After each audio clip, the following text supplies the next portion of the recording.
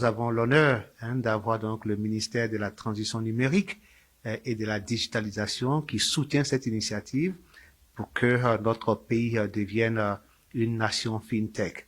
Vous avez également aussi donc son Excellence l'ambassadeur Enda Kamara, qui est le représentant donc du service de la promotion économique de la Côte d'Ivoire en Amérique du Nord, au Canada et également au Mexique, qui soutient cette initiative. Et ça montre à quel point cette vision de Africa Gate to Growth est portée très haut. Et donc, c'est une initiative dont l'objectif est de positionner la Côte d'Ivoire dans le concert des startups en Afrique. Faire en sorte que la Côte d'Ivoire soit parmi les 5 pays aujourd'hui qui comptent lorsqu'il est question donc lorsqu'on parle de fintech, lorsqu'on parle de start-up, lorsqu'on parle de levée des fonds. Et donc, l'objectif, c'est de faire en sorte que la Côte d'Ivoire soit à Silicon Valley, là où tout le monde s'en va, pour pouvoir donc apprendre, pour rencontrer donc des investisseurs, pour rencontrer donc des big tech tels que Google, Amazon, Facebook, pour apprendre. Donc, voilà un peu les grandes, la vision de Africa Gate to Growth Forum. Il faut noter, c'est que c'est une révolution dans l'écosystème des startups. Vous voyez aujourd'hui les startups qui sont connues sur le continent africain, c'est des startups qui sont dans les pays anglophones, le Nigeria, l'Afrique du Sud, le Kenya, le Caire.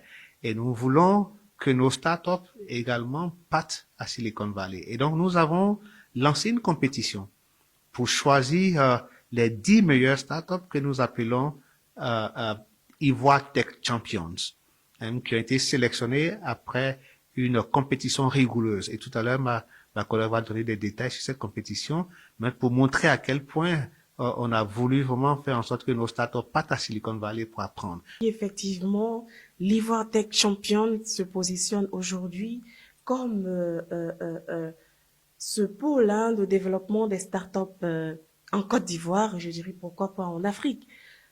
Alors, on a eu droit à un processus de sélection très rigoureux où on a eu un panel composé vraiment de VC, on appelle VC les Venture Capital. On a eu les membres du gouvernement, donc on a eu la Chambre de commerce et d'industrie de Côte d'Ivoire qui était représentée. On a eu le ministère de la Transition numérique et de la digitalisation qui était représenté. On avait l'ANSUD qui était représenté et bien d'autres organes gouvernementaux qui étaient présents pour vous dire vraiment combien de fois on a placé la barre haute et quel a été vraiment le critère de sélection de ces startups. Vraiment, c'est sur la base du projet présenté. Quel est l'impact de ce projet sur l'Ivoirien lambda, le citoyen ivoirien, et également quelle est la valeur ajoutée de ce projet à l'Afrique. Nous ne sommes pas partis sur la base de start-up naissantes, mais nous sommes partis sur la base de start-up qui présentent un projet viable, qui sont déjà à une certaine étape. Donc, l'Ivoire Tech Champion, c'est un peu ça. Et ces 10 start-up qui ont été sélectionnées vont s'adjoindre à une autre équipe de start-up également qui ont bien voulu participer à l'Africa Gate to Growth Forum et vont faire ce voyage immersif au sein de la Silicon Valley Innovation Center. Et nous pouvons vous garantir qu'à leur retour, ils vont lancer une nouvelle dynamique à la Côte d'Ivoire. Ils vont lancer une nouvelle dynamique à l'environnement des startups en Côte d'Ivoire. Les startups qui ont été choisies, qui ont été retenues à l'issue donc du verdict des membres du jury, ces startups sont dans l'intelligence artificielle, qui aujourd'hui est en train donc de bouleverser donc tout le monde entier. Ces startups sont également dans tout ce qui est health tech, dans la santé, ils sont également donc dans la fintech, ils sont également donc dans l'assurance, ils sont donc dans le réseau, dans les réseaux sociaux, et donc c'est une panoplie donc de startups qui a une grande vision qui a été donc choisie. Et comme elle a dit tout à l'heure, en plus donc des startups, nous sommes accompagnés par le ministre donc de la transition numérique et de la digitalisation. Nous sommes aussi accompagnés par le directeur de l'ARC-TCI, qui est donc le régulateur de la téléphonie, qui est donc le backbone du développement donc de tout ce qui est numérique. Vous avez le directeur de l'ANSUD, dont la vision est de connecter toutes les régions reculées de notre territoire à l'infrastructure numérique. En plus de ça, vous avez aussi des entreprises qui ont cru en ce projet, des entreprises qui sont dans l'assurance, qui sont donc dans l'éducation. On sera accompagné par l'INPHB, avec son sous-directeur en charge du Technopole pour aller voir ce qui se passe à Silicon Valley. Donc, c'est une bonne trentaine de personnes qui ont cru en ce projet pour ce voyage et qui va être un pont que nous allons établir entre la Côte d'Ivoire et la Silicon Valley.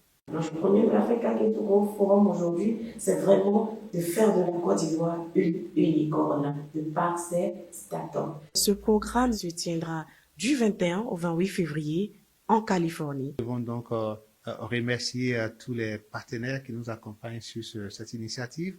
Nous avons donc la Chambre de commerce avec le président Fama Touré qui a cru et qui voit en cette vision, je dirais, la création de grandes entreprises demain qui vont être dans le commerce et dans l'industrie. Vous avez également l'ARCTCI, qui est donc le régulateur de la télécommunication en Côte d'Ivoire. Comment accompagner les startups à devenir digitales et à devenir, je dirais, des startups qui vont grandir à l'international. Vous avez l'ANSUT, comme je l'ai dit tout à l'heure, qui nous accompagne. Vous avez l'INPHB qui nous accompagne. À côté de ça, vous avez des entreprises telles que GNA, qui est dans l'assurance, qui nous accompagne. Vous avez une start-up, Aiwake, qui est dans les paiements, qui envoie 2 de ses collaborateurs sur cette mission pour aller voir. Et donc, vous avez eMoney qui nous accompagne. Vous avez ADEC, qui également nous accompagne. Donc, en gros, aujourd'hui, il y a une vision.